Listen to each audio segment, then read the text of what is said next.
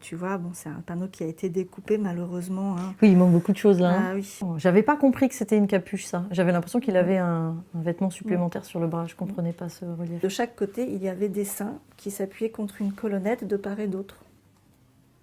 Je suis restauratrice de peinture murale et de peinture de chevalet.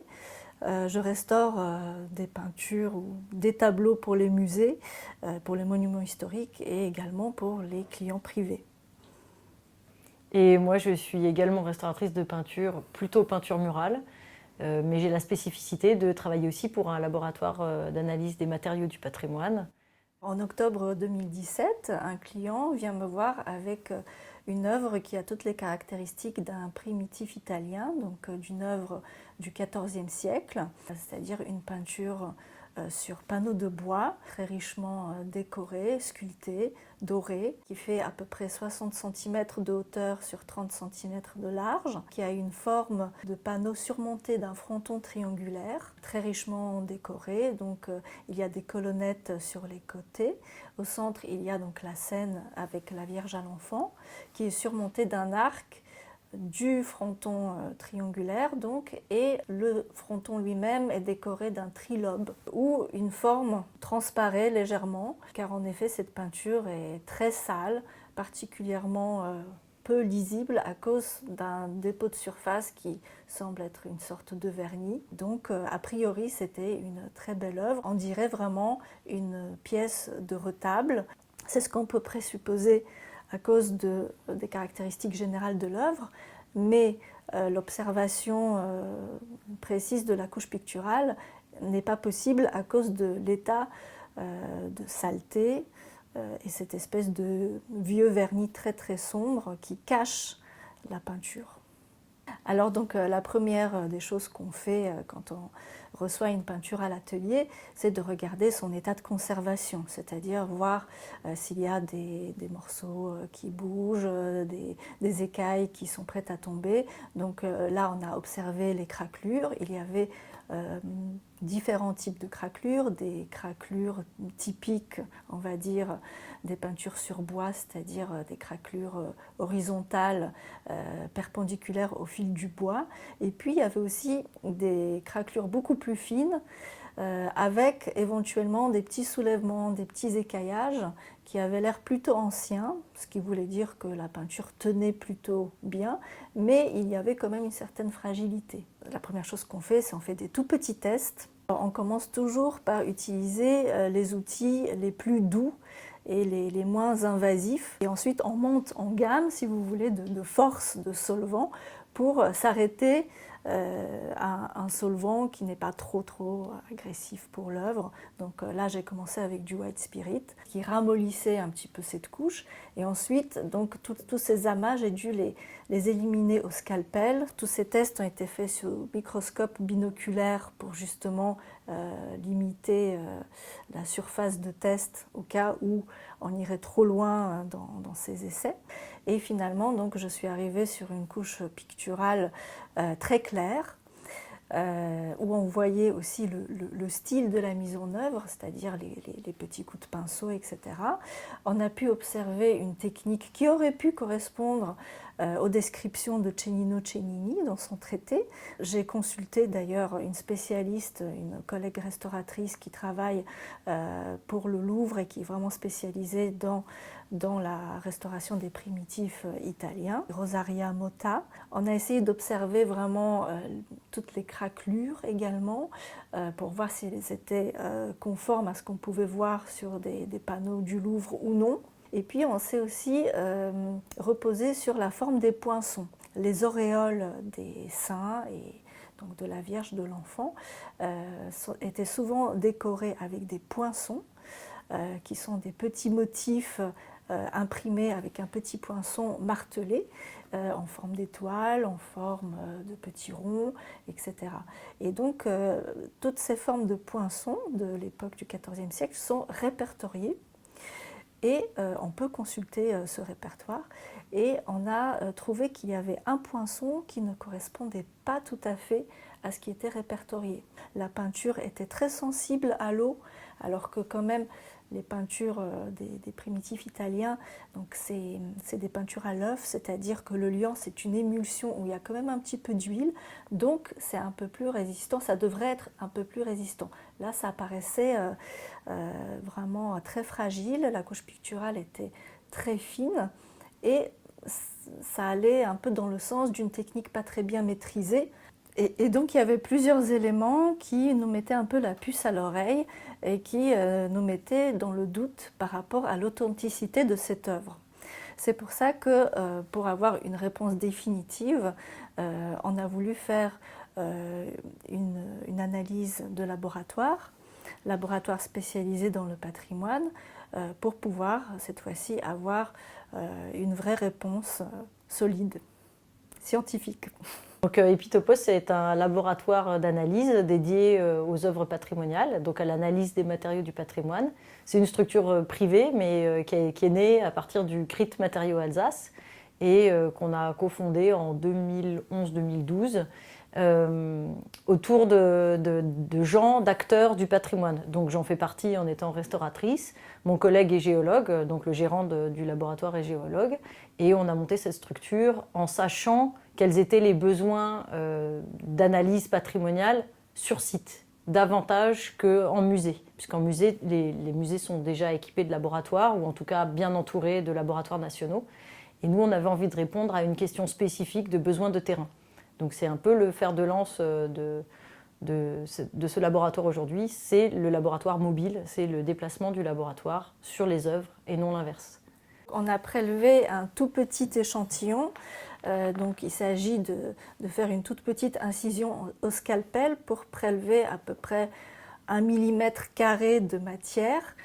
Et la difficulté, c'est de prélever avec toutes les couches pour avoir toute la stratigraphie, c'est-à-dire la première couche de préparation, la deuxième couche de préparation, ensuite donc les couches de peinture ou la dorure. Lorsqu'on reçoit l'échantillon de Gabriella, elle envoie avec cet échantillon un contexte de prélèvement, des photos qui nous indiquent le type d'objet et puis le lieu et la nature des matériaux au sein desquels elle a fait son prélèvement. Et elle nous indique sa question.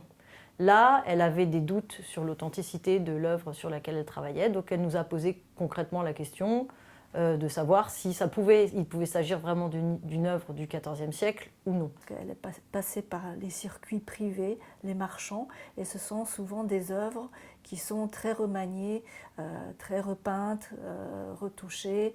À chaque fois qu'il y a une vente, les œuvres qui passent par le circuit privé sont revernies pour leur donner un petit éclat supplémentaire. Donc voilà, il fallait quand même examiner et puis commencer déjà le nettoyage pour savoir ce qu'il y avait en dessous. Face à une question de datation comme ça, on est obligé de se référer aux pigments, puisque ce sont les seuls matériaux au sein de l'œuvre qui peuvent nous donner des points de datation et qui peuvent servir d'éléments marquant la date d'utilisation, puisqu'il n'y a pas eu tous les pigments au cours de toute l'histoire de la création. On l'a d'abord observé sous loupe binoculaire, ce qui permet de voir le dessus, le dessous, confirmer qu'on sait bien où se trouve le dessus du dessous, parce que ça peut paraître anodin, mais nous on est en bout de chaîne, on n'a pas l'œuvre à côté de nous.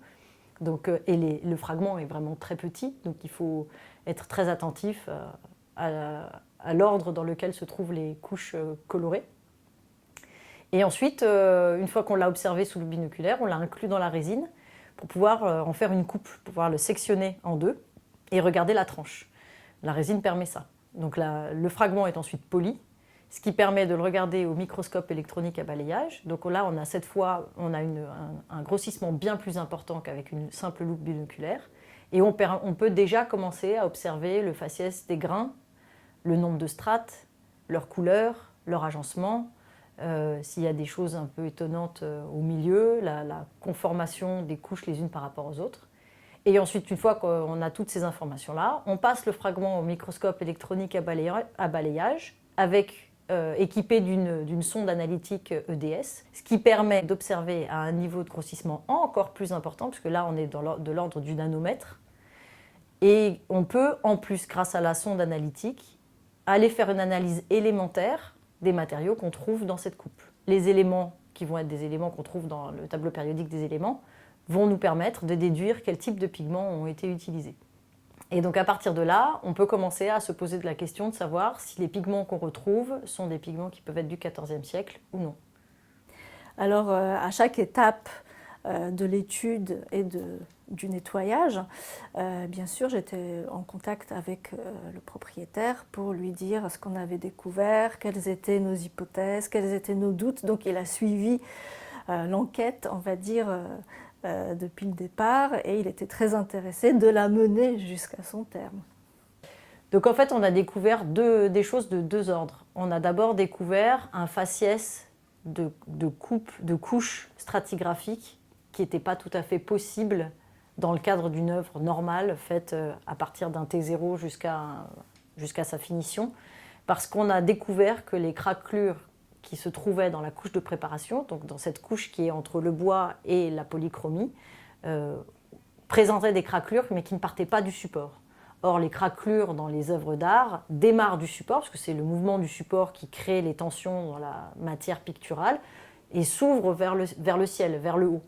Et là, on avait quelque chose qui était ouvert depuis le haut, mais juste à partir de la couche de préparation. Et les couches colorées par-dessus venaient entrer dans les fissures. Donc déjà, on avait sur cette simple observation une confirmation qu'on avait un support qui avait peut-être été réemployé, une couche de préparation peut-être un peu forcée pour l'obliger à craqueler, et puis par-dessus, puisque c'est en interne qu'elle a figé et pas par le dessous, et puis par-dessus, une couche picturale qui est venue de quelqu'un qui a posé sa couleur après avoir obtenu ce support.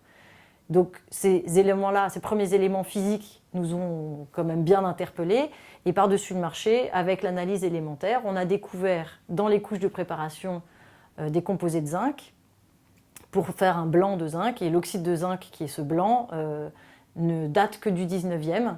Donc il a été inventé au début du 19e, même à la toute fin du 18e, mais en réalité il n'a été commercialisé qu'à la mi-19e. Avant ça, on n'en trouve pas sur le marché. Et puis dans les couches colorées, on a retrouvé de l'oxyde de titane, qui fait le blanc de titane, qui est un pigment qui date des années 30, 1930. L'œuvre ne peut pas avoir été réalisée avant cette date de création et doit dater au mieux de la première moitié du XXe siècle. Alors le propriétaire a accepté bien sûr notre analyse de la situation, et puis il s'est quand même retrouvé avec une très belle œuvre, joliment restaurée, nettoyée, avec probablement une partie originale, puisque on suppose que le panneau de bois sur lequel a été peinte la fausse Madone, entre guillemets. Donc le panneau, lui, il était probablement du XIVe siècle. Il s'agit d'un peintre 20e, mais tout de même qui avait une belle technique de faussaire. C'est une œuvre qui reste malgré tout belle et impressionnante. Ce qu'on retrouve comme savoir-faire et comme capacité à mélanger les matériaux nous révèle une connaissance de la chimie et de la science très poussée. Et peut-être qu'à ce titre, on peut dire que l'art est science.